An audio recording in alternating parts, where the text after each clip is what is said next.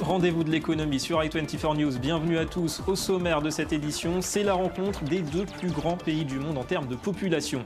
La Chine et l'Inde, deux peuples, deux cultures qui tentent le rapprochement. Et cela passe d'abord par les liens économiques. La visite à New Delhi de Xi Jinping va-t-elle donner naissance à un nouvel ordre régional? On voit cela dans quelques minutes avec Thibaut de la Baronnière. Voilà, grosse bataille d'influence en Asie du Sud entre la Chine et le Japon, on l'aura compris. Et l'arbitre, ce sera donc sans doute l'Inde et son marché gigantesque. Et avec nous sur ce plateau, Thibaut de la Baronnière. Bonjour David. Bienvenue à vous, analyste économique. Alors d'abord, qui a le plus à gagner de ce rapprochement? On sait que ça reste quand même assez déséquilibré encore aujourd'hui avec 40 milliards de dollars de déficit pour l'Inde. Ce qu'il faut comprendre en fait, c'est que la Chine est vraiment le loup dans la bergerie diplomatique et économique de l'Asie. La Chine ne se préoccupe que d'une seule chose, ce sont ses intérêts économiques et diplomatiques. Non seulement il y a des conflits territoriaux dont la Chine use et abuse avec l'Inde, mais la Chine vient d'obtenir le droit de construire des parcs industriels en Inde sans concession. Plusieurs milliards de dollars. Exactement.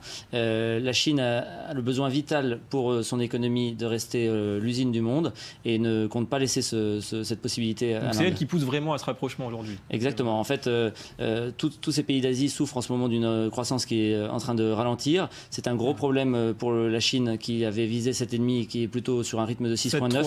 Voilà, 6,9, 7,3.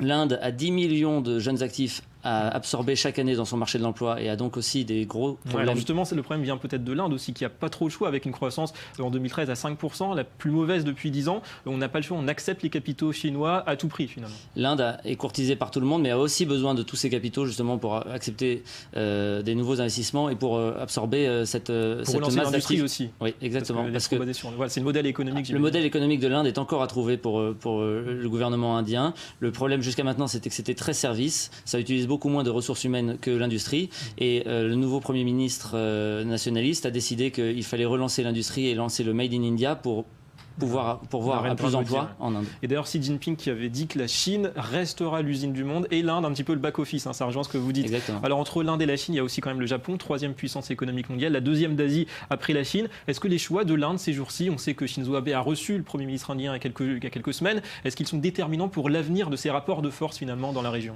Oui, il faut comprendre qu'en fait tout ça est toujours un peu un jeu de dupes où chacun essaye de tirer la couverture vers soi. À la fin, c'est surtout la Chine qui l'emporte. Le Japon, lui, en fait, a aussi un gros problème qui est qu'il n'arrive plus à exporter autant qu'avant. Ces industries en souffrent, évidemment ses emplois également. Les industries japonaises ont tendance à aller s'installer dans les marchés locaux où elles vendent parce qu'elles sécurisent le taux de change et le coût de production et ça crée des gros problèmes économiques locaux sur le Japon et du coup l'Inde apparaît comme un marché où il faut aussi essayer d'investir. Alors dans l'idéal, si tout marche bien entre la Chine et l'Inde, on peut imaginer qu'au vu de la vigueur de ces marchés, finalement ce serait cette alliance Inde-Chine qui pourrait dicter la demande, l'offre mondiale au niveau de la production? Non, moi je pense que la Chine reste préoccupée par ses seuls intérêts. Depuis la création de la Chine communiste, l'Inde a toujours perdu, que ce soit diplomatiquement ou économiquement. Et j'ai envie de dire que le meilleur exemple récent, c'est la création de la nouvelle banque internationale pour les BRICS, Brésil, Russie, Chine, Inde, qui devait se créer à New Delhi, qui est en fait créée à Shanghai. À Shanghai, ça veut tout dire. Merci beaucoup Thibaut de la Baronnière pour toutes ces explications. Merci David.